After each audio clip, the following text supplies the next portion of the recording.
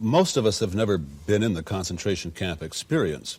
We've never had to go through that horror and tragedy, and so one would think that today it would be easier to find meaning in life, and yet I sense that it's more difficult in a sense today than it was in years past. Do you think that? You're absolutely right. Well, why is that? Because we are living in a society, either in terms of an affluent society or in terms of a welfare state, as we in Austria are living in.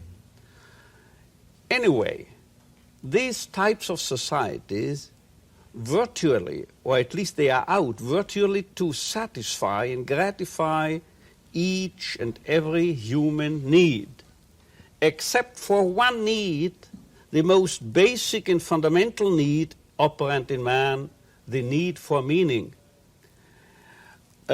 Consumer societies even creating needs, but the need for meaning, or as I'm used to referring to it, the will to meaning remains unfulfilled.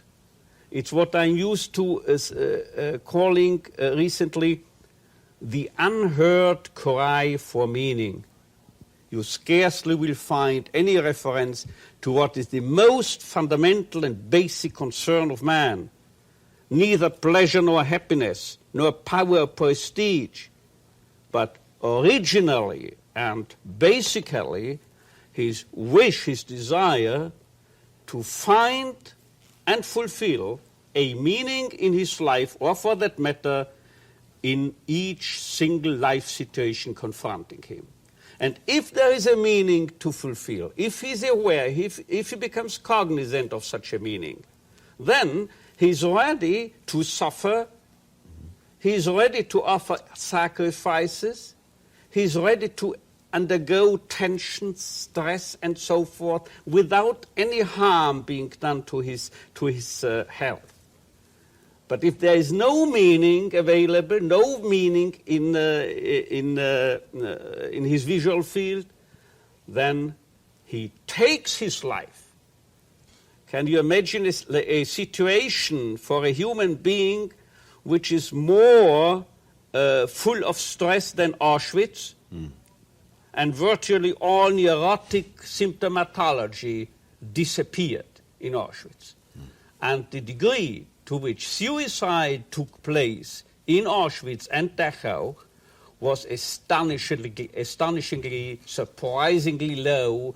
And on the other hand, in the welfare state of Austria, a teacher showed me a list of questions his students, his pupils, were allowed to ask him, and you know what was top ranking on the list as to it, the frequency of the questions? Suicide among youngsters of 14 to 15 years of age in a welfare state such as Austria. Suicide. There were virtually no stress or tensions because they are pampered. Nobody allows himself to challenge them. What young people need are ideals and challenges, personal tasks, and to begin with, in the first place, examples, personal examples, but not the coward people who don't venture to confront them with anything because they might become angry because they are challenged. Neither parents nor school teachers are courageous enough to challenge them.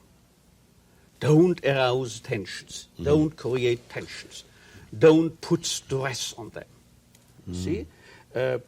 People are today, they are not over-demanded, they are under-demanded.